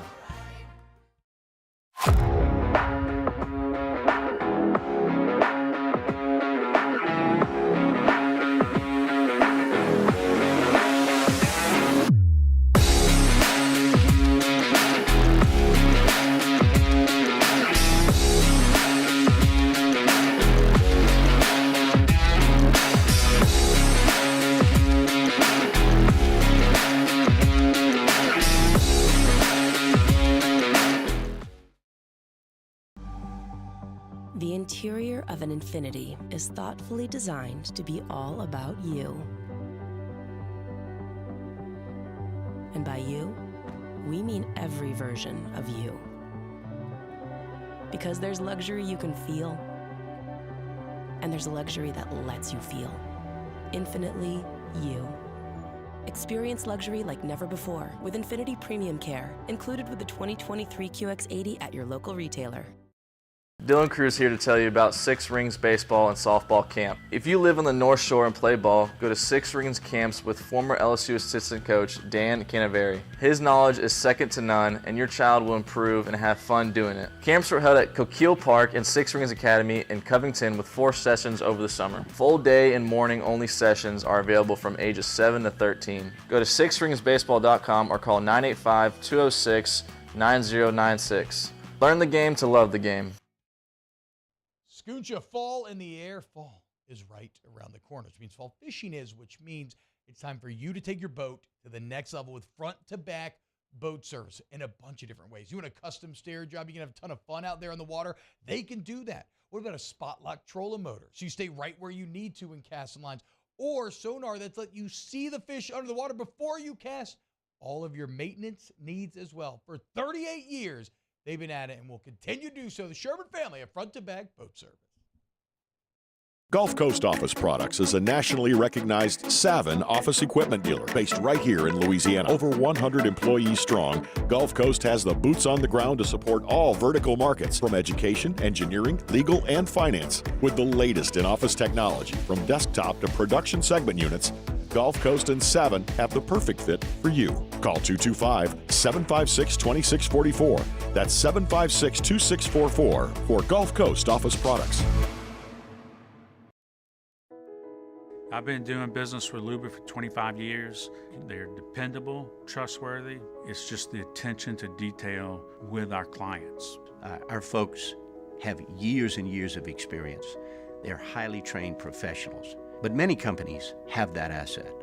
What I'd like to think makes Luba a bit different is that we use those talents in a way that truly is dedicated to serving the needs of the folks who depend on us. Follow us on Twitter at 1045ESPN to cast your vote in the Citizens Bank and Trust Poll of the Day. Vote daily inside Off the Bench, live at lunch, on Palmer. And after further review, Citizens Bank and Trust brings you the Poll of the Day via Twitter at 1045ESPN.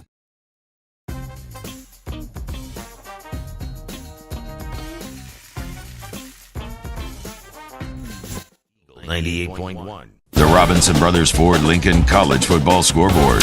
Robinson Brothers Ford Lincoln, on air line into the giant American flag. Couple games still in progress. Number 7, Washington leads Arizona 31-17 with about 7 minutes to just under 7 minutes to go in that game. In Tucson, number 25, Fresno State leads Nevada 17-0. That's about midway through the third quarter. Everything else has gone final. Number 1, Georgia, all they could do to get out of Auburn, Alabama today. They win 27-20. Carson Beck threw 313 yards, a touchdown, and an interception. Georgia needed 10 points in the fourth quarter to get home against Auburn. This was a 10-10 game at the half, 17-17 after 3 quarters. Number 2, Michigan goes on the road, beats Nebraska 45-7. Number 3, Texas beats number 24, Kansas 40-14. Quinn Ewers threw for 325 yards and a touchdown. Never did see why, but Jalen Daniels did not play today for Kansas. Number 6, Penn State struggled in first half with Northwestern. It was a 10-10 game at the half, but they pulled away in the second half, beat Northwestern 41-13. Number 8, USC beat Colorado 48-41.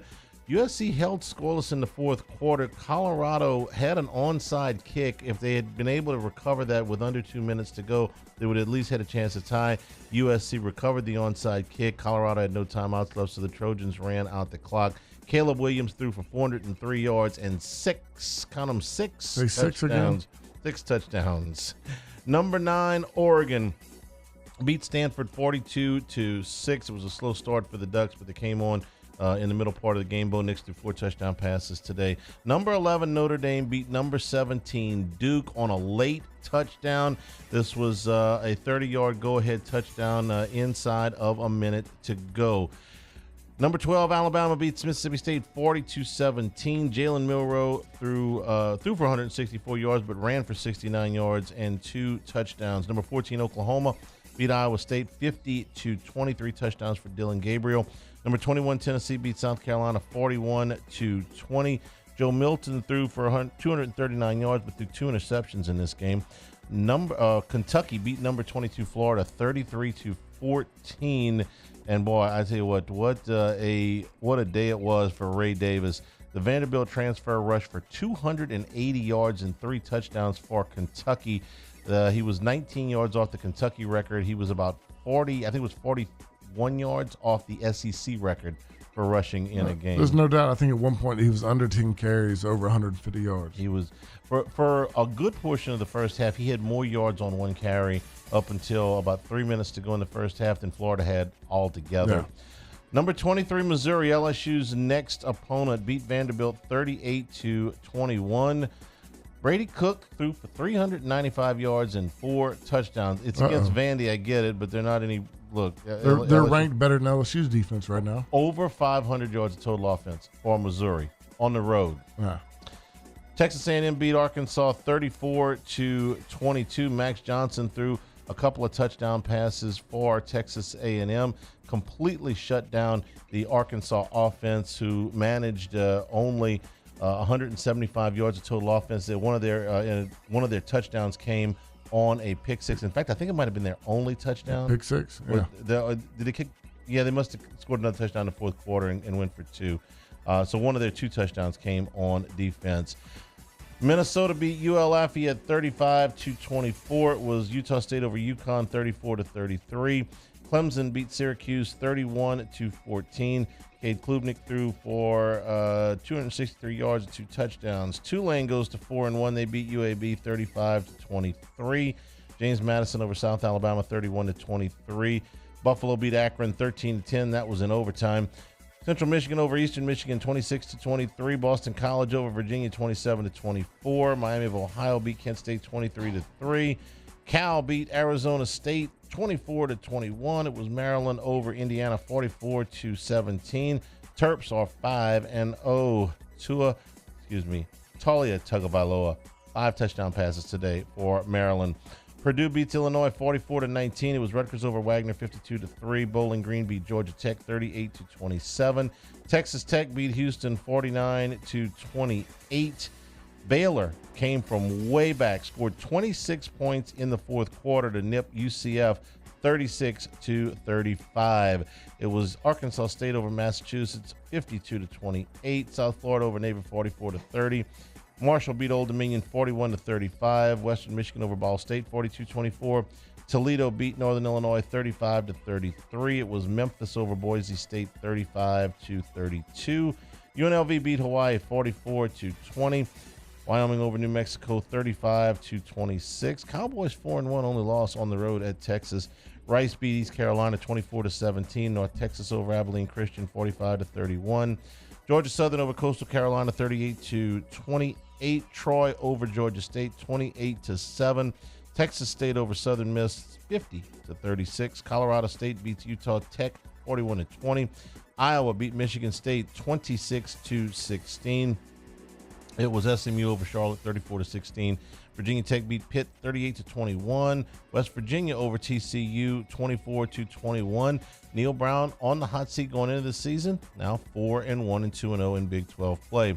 App State beat UL Monroe, 41-40, and Air Force beat San Diego State by a score of 49-10. And let me see here real quick. I got a couple more for you. Southern beat Arkansas Pine Bluff 27-0, and Grambling beat Prairie View 35-20. And that is your college football scoreboard for this evening. We'll come back and take a final look. Game Balls is next. Eagle 98.1 Game Day. When it comes to ending cancer, we push forward, always working together for you. That's why our cancer experts at Ochsner have clinically integrated with MD Anderson Cancer Center. This means advanced cancer care, including access to life-saving clinical trials and integrating care to treat the whole you. Introducing Ochsner MD Anderson Cancer Center. Long live you. Life in Louisiana is a song. A symphony of sound, colors, and movement. Life is here, now. For life's moments, big and small, always there. The right card, the right care. The Windsor Senior Living Community in Mandeville, Louisiana is a beautiful, vibrant apartment community geared toward seniors. They are nestled right in the heart of Mandeville, where seniors live a more carefree lifestyle in spacious apartments with the peace of mind that comes from having a little extra help. Call the Windsor at 985-624-8040 to schedule a lunch and tour. Come see how the Windsor can be your passport to peace of mind.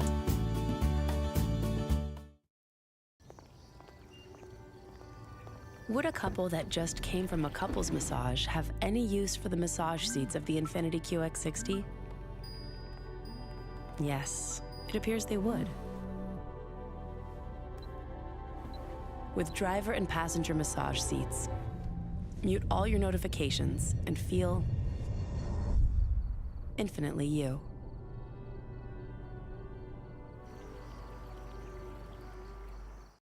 Dylan Cruz here to tell you about Six Rings Baseball and Softball Camp. If you live on the North Shore and play ball, go to Six Rings Camps with former LSU assistant coach Dan Canaveri. His knowledge is second to none, and your child will improve and have fun doing it. Camps were held at Coquille Park and Six Rings Academy in Covington with 4 sessions over the summer. Full day and morning only sessions are available from ages 7 to 13. Go to sixringsbaseball.com or call 985-206-9096. Learn the game to love the game. Scooncha, fall in the air. Fall is right around the corner, which means fall fishing is, which means it's time for you to take your boat to the next level with front-to-back boat service in a bunch of different ways. You want a custom stair job, you can have a ton of fun out there on the water. They can do that. What about a spot lock trolling motor? So you stay right where you need to in casting lines. Or sonar that's let you see the fish under the water before you cast. All of your maintenance needs as well. For 38 years, they've been at it and will continue to do so. The Sherman family of front-to-back boat service.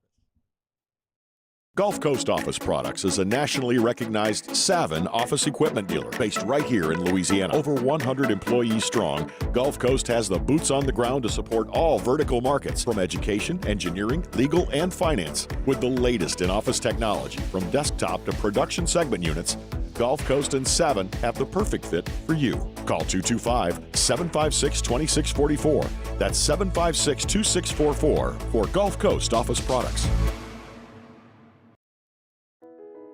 I've been doing business with Luba for 25 years. They're dependable, trustworthy. It's just the attention to detail with our clients. Our folks have years and years of experience. They're highly trained professionals. But many companies have that asset. What I'd like to think makes Luba a bit different is that we use those talents in a way that 98.1 Eagle 98.1 Game Day. Game Ball. Game Ball. Game Ball. Presented by WCK Foundation Repair. Support your home team. WCK Foundation Repair. Any good suggestions? I can give the offense as a whole the Yeah. game ball, and I can apologize to them for having to put up with the defense. That's fair. I'm going to go with Brian Thomas, 8 catches for 124 yards and 3 touchdowns, and some fairly difficult catches there. Jaden Daniels, it seemed like we could have given this thing to him every week, but I'm going to also give a game ball out to Logan Diggs. That balance on the offense really has made all the difference. This is the best balanced offense we've played in a while. The first game of the year when they didn't have him, you could really tell the difference. 19 carries for 101 yards, 5.3 yards per carry, and 2 touchdowns gave LSU the balance that they needed. Obviously, we're not going to be able to give anybody on the defensive side of game ball tonight. They don't deserve it. No, tonight. they don't. A lot of soul searching got to go on in that defensive room starting as soon as they get back. All right, we'll take our final break here. Come back and wrap things up. Eagle 98.1 Game Day. Life in Louisiana is like a run-on sentence. A poem that doesn't rhyme. Life is here, now. For life's moments, big and small, always there. The right card, the right care. Make this summer your backyard party year with Chris's Specialty Foods. Wings, burgers, brisket, steak, and boudin, plus great Cajun side dishes. We do all the prep, and you enjoy laughing with friends and family. Chris's Specialty Foods, Millerville, New Orleans, Prairieville, and Frisco. Everybody loves Chris's authentic Cajun meat.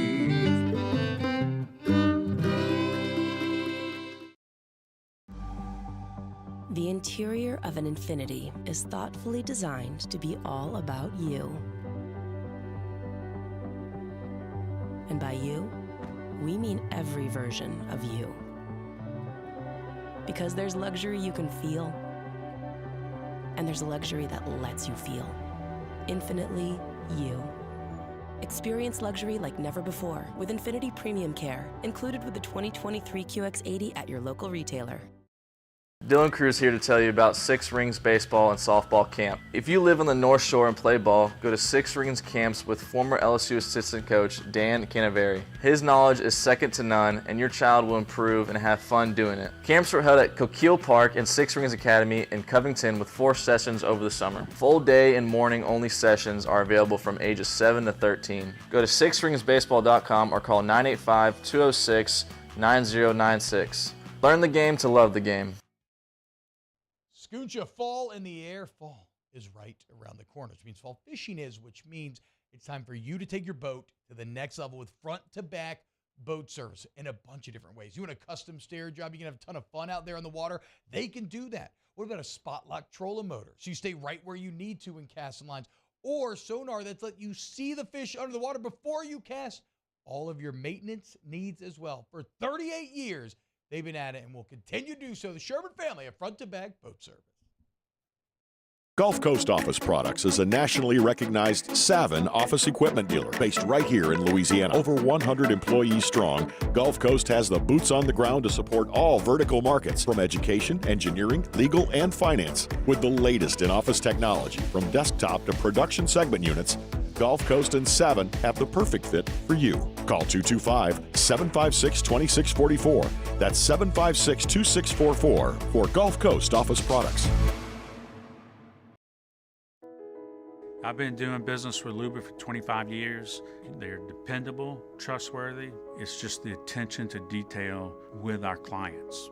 Our folks have years and years of experience. They're highly trained professionals. But many companies have that asset. What I'd like to think makes Luba a bit different is that we use those talents in a way that truly is dedicated to serving the needs of the folks who depend on us.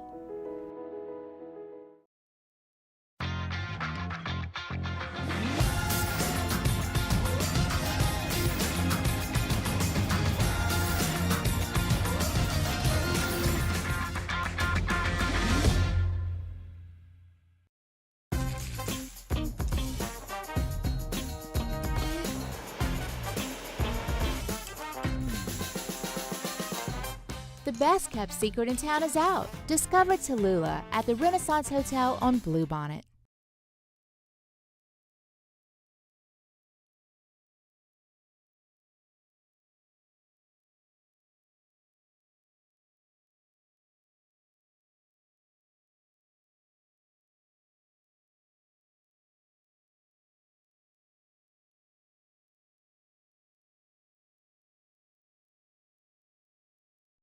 All right,